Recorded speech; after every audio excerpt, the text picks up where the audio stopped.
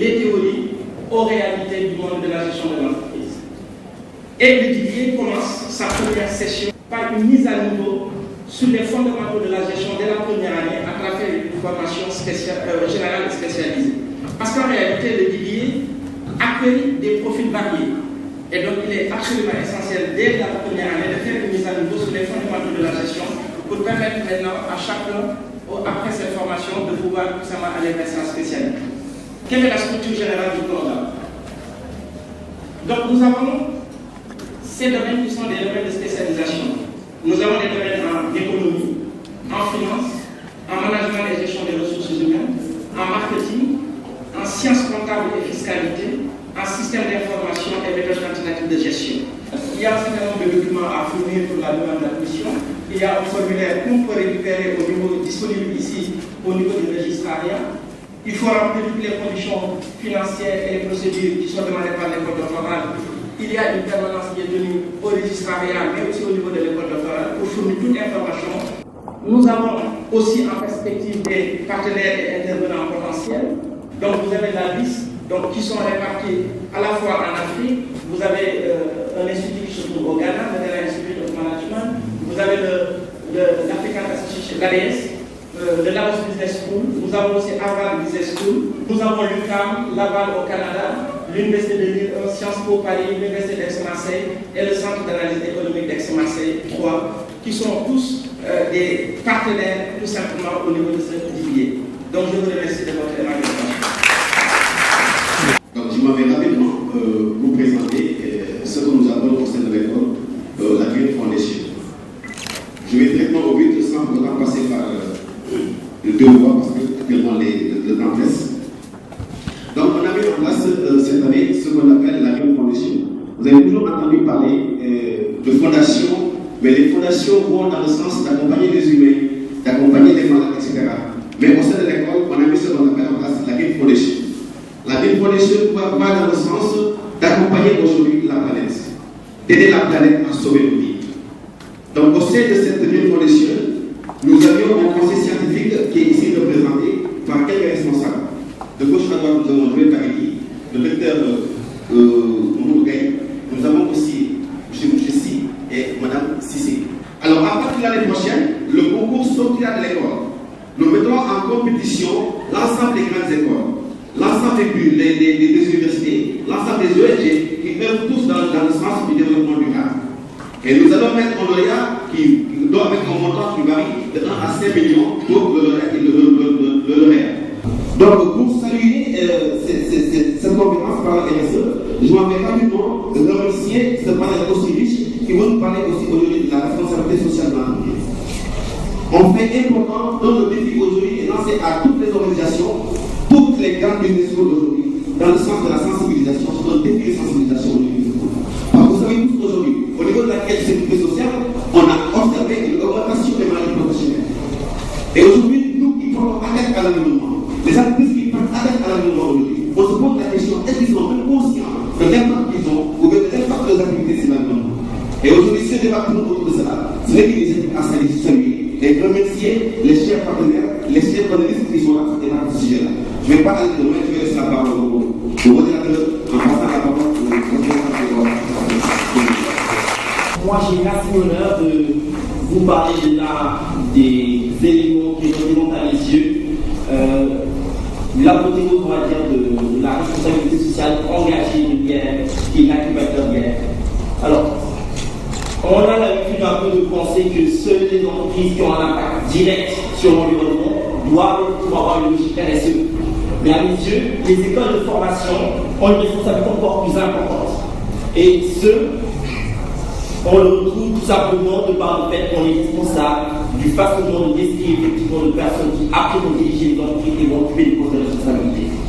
Donc, dans tout sens, il y a effectivement un ensemble de pratiques. Donc, ce n'est pas seulement à travers effectivement l'incubateur de Bière. Il y en a qu'on connaît tous, n'est-ce pas? Peut-être effectivement, on est en train de suivre toute édition de papier, un peu zéro papier. Mais cet ensemble de pratiques, effectivement, est assez volontariste et prend en compte les préoccupations sociales et environnementales dans les différentes actions que Bière mène. Alors, sur ce, on a trois dispositifs fondamentaux qu'on retrouve au niveau de l'incubateur. Donc on a un tutorat stratégique et opérationnel qui va viser effectivement à orienter les différents porteurs du projet. Et ça va reposer essentiellement sur un accès à la formation. Donc on a effectivement des incontournables tels que le mode d'emploi des données de fonds, n'est-ce pas, les logiques effectivement de construction du business plan, la prospection commerciale, n'est-ce pas, qui sont prises en compte dans la logique de formation. Mais au-delà de ça, on a aussi des ateliers pratiques, n'est-ce pas, qui visent effectivement à faire en sorte que l'on puisse permettre aux porteurs de projets et porteurs d'idées de projets d'aller effectivement dans la pratique et bien sûr de prendre en compte toutes les problématiques des entreprises dans leur démarche de création d'entreprise. On a aussi des témoignages ponctuels qui sont prévus par rapport à l'incubateur. Donc il est prévu effectivement que nous ayons des invités des chefs d'entreprise qui ont réussi, qui vont venir effectivement parler de leur réussite et parler de leur parcours à ces porteurs de projets et porteurs d'idées de projets. Et si on somme effectivement les différents axes sur lesquels propose l'incubateur de DM qui a mis effectivement présent le substrat de la démarche RSE de DM. Merci beaucoup. Au Sénégal, en Afrique, dans le monde, nous connaissons quelqu'un qui, depuis plus d'une décennie, on ne l'a peut-être pas vu, mais on entend toujours son nom, on entend ses actions, on entend ses réactions, on entend ses positions, on connaît ses dispositions par rapport à la question du bien-être, par rapport au progrès, par rapport à la solidarité, par rapport au partage, mais surtout par rapport à cette nécessité de mettre l'humain au centre de toutes nos préoccupations. Ce monsieur-là, il s'appelle Philippe Barry. Il a accepté, tout le monde le sait, il a un emploi du temps très chargé et il va être pris tout de suite par une autre activité. Mais il a accepté malgré tout d'être parmi nous. Merci, M. Philippe Barry, d'avoir accepté de répondre à la question. Bonsoir à tous. Tout d'abord, je voudrais remercier M. Diarraté pour les mots qu'il m'a adressés. Je suis quelqu'un de très humble et beaucoup d'émotions à travers les mots que vous venez de dire. Je voudrais également remercier le président du conseil d'administration du groupe IAM et son équipe de me donner l'opportunité d'être cet après-midi dans une école de commerce. La RSE ne doit se développer en Afrique qu'à travers le levier des milieux académiques. Et donc j'ai toujours un grand plaisir à venir dans les structures de formation pour parler de la RSE. Le thème qui m'a été demandé de présenter est lié surtout à la performance et la responsabilité sociétale de l'entreprise. Je souhaiterais peut-être qu'à l'issue de cette session de présentation, que vous compreniez que la RSE est liée d'abord à la passion, l'engagement, comme a dit M. Diarraté, mais également que la performance est liée à la passion. Et là, je m'adresse aux étudiants. Si on n'est pas passionné dans ce que nous faisons, nous ne pouvons pas, en tout cas, être performants. Et je vais essayer de vous donner, à travers cette première séquence, un récit de vie qui est mon exemple.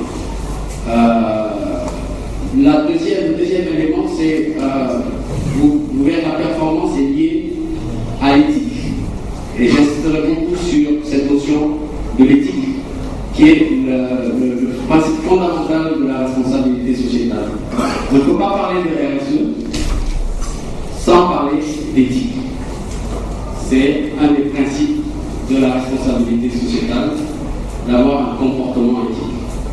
Et il ne s'agit pas dans la RSE de parler uniquement du comportement de l'entreprise dans la société, mais chacun de nous sommes responsables. Nous sommes responsables du développement de notre pays. Donc nous devons nous poser,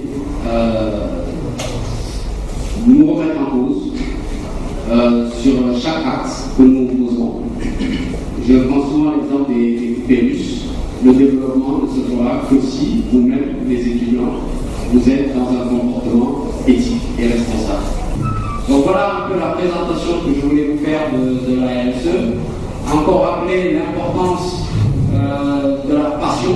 Il faut être passionné pour être performant. Et c'est un des éléments importants de la RSE. L'éthique et enfin la structuration La RSE n'est pas une démarche simple, mais je pense qu'il faut surtout avoir une structuration de ce que l'on fait. Voilà les quelques mots que je voulais dire sur la RSE. Donc on va donner la parole à Mme Pio, j'ai bien prononcé. Merci à tous et bonsoir. Donc, pour ceux qui avaient un ancien programme ambassade du Canada, qui malheureusement n'a pas pu se présenter aujourd'hui, donc ils nous ont rappelé, parce que nous sommes une société canadienne, pour montrer ce qu'on fait en termes de RSE ici au Sénégal. Donc, je vais tout de suite vous parler de la stratégie de développement Teranga-Gold. C'est un terme qui est un peu mystérieux, donc on va expliquer un petit peu ce qui se cache derrière. D'abord, je vais vous présenter en quelques mots Teranga-Gold Corporation, pour ceux qui ne connaissent pas encore la société. Donc, c'est une société canadienne, aurifère, qui a acheté fin 2010 la mine d'or de Sabodala. Vous avez probablement entendu parler. La mine d'or de Sabodala appartient donc à 80% à Teranga et 10% restant à l'État du Sénégal. La mine compte à peu près 1000 employés, donc 48% viennent de la région de Kédougou et Tambacounda. Donc la stratégie a identifié 3 axes prioritaires pour le développement de la région de Kédougou. Ce sont nos parties prenantes qui nous ont dit ça. Nous ont dit voilà ce qu'on aimerait voir se développer dans la région de Kédougou. Une croissance économique durable,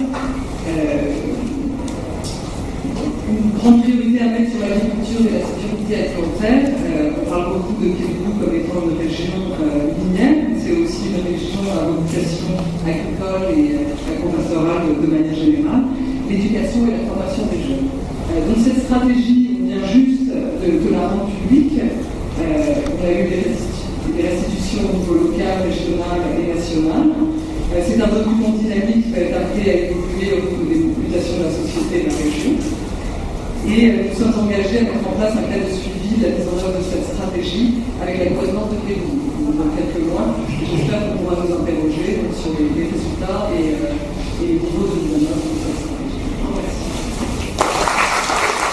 Il y a un poète africain, haïtien, qui, dans les années 50, au moment où la colonisation s'était bien installée en Afrique, et que beaucoup d'intellectuels africains étaient formés dans les universités occidentales, ce poète-là avait invité les intellectuels à retourner en Afrique, à se ressourcer dans le terroir, à valoriser leur culture et à magnifier l'identité africaine. Il avait écrit à ce propos un nouveau texte qui était dirigé de Caire de retour au pays natal.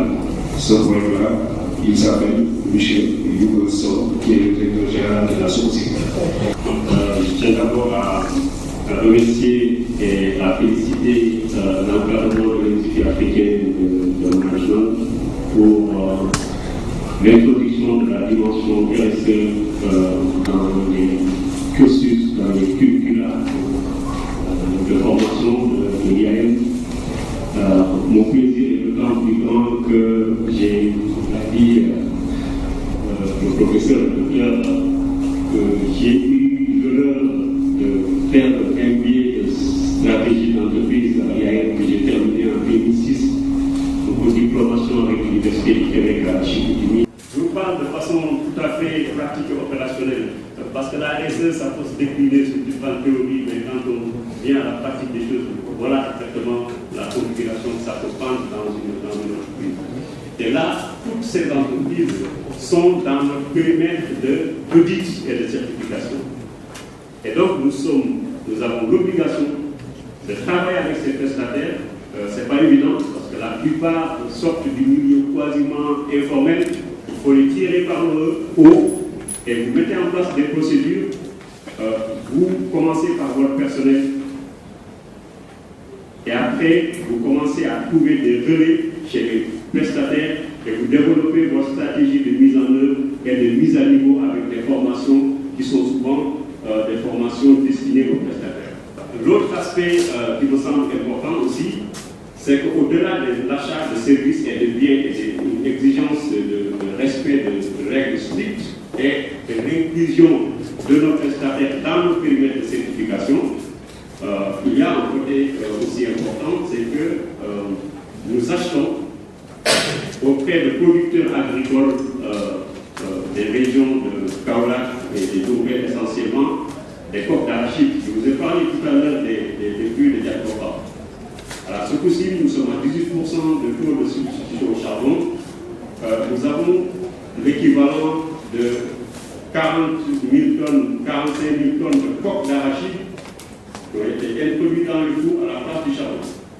Nous avons chaque année la fête de l'excellence où les meilleurs élèves du département de Rufisque et Bargny sont récompensés. Nous offrons tous les ans, je pense, l'équivalent de 3 ou 4 bourses. Et l'une de nos plus valeureuses candidates, qui a été la première génération, étant 7e année ou 6e année de médecine. J'ai été un peu long, je suis désolé. Donc, la question de la RSE se joue à ce niveau-là, c'est la protection pour vous. L'entreprise a comme vue fondamentale de faire des richesses. Mais partager une part de ces richesses avec la population, avec la société, ce n'est pas seulement à des fins mercantiles ou philanthropiques, c'est aussi à des fins d'efficacité, parce qu'en réalité, si la population n'est pas là, l'entreprise cesse d'exister et sa vocation n'aura plus de sens. Merci d'avoir participé à cette